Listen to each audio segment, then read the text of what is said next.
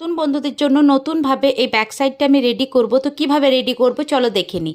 এই যে দেখো পার্টটাকে আমি পুরো আলাদা করে কেটে নিয়েছি, পেছনে যা লাগবে সেই মাপে কেটে নিয়েছি আর হাতার জন্য রেখে দিয়েছি একটু।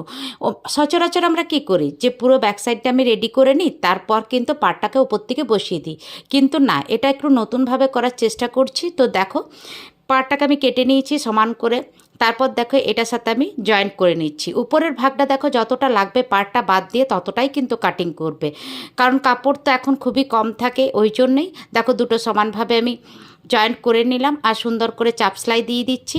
তো আমার ভিডিও তোমাদের কেমন লাগে, ভালো লাগলে অবশ্যই লাইক কমেন্ট করে পাশে থেকো। তো দেখো এত বড় পার্টটা কাস্টমার চাইনি, ওই জন্য 1 ইঞ্চি কেটে বাদ দিয়ে দিলাম। আর ব্যাক সাইডে তো খুব চওড়া পার্টটা দেখতে ভালো লাগে না। এবার দেখো উপরে একটা চাপ সেলাই দিয়ে দিচ্ছি। তো এই রকম সুন্দর সুন্দর ভিডিও পেতে পেজটিকে ফলো দিয়ে পাশে থেকো, কারণ এই পেজে সবসময় নিত্য নতুন টিপস দেওয়া থাকে। তো সাথে থেকো তোমরা, সবসময় এইভাবে নতুন নতুন টিপস তোমরা পেতে থাকবে। তো দেখো এবার কিন্তু লাইনিংটা আমি পুরো সেলাই করে নিচ্ছি মেন ফেব্রিকের সাথে।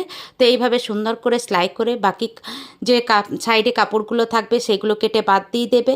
তো ভিডিওটি তোমাদের কেমন লাগলো, ভালো লাগলে অবশ্যই লাইক কমেন্ট করে দিও, আর পরবর্তী সময়ে দেখে করতে চাইলে টাইমলাইনে শেয়ার দিয়ে রেখো। তো দেখো কেটে বাদ দিয়ে দিলাম।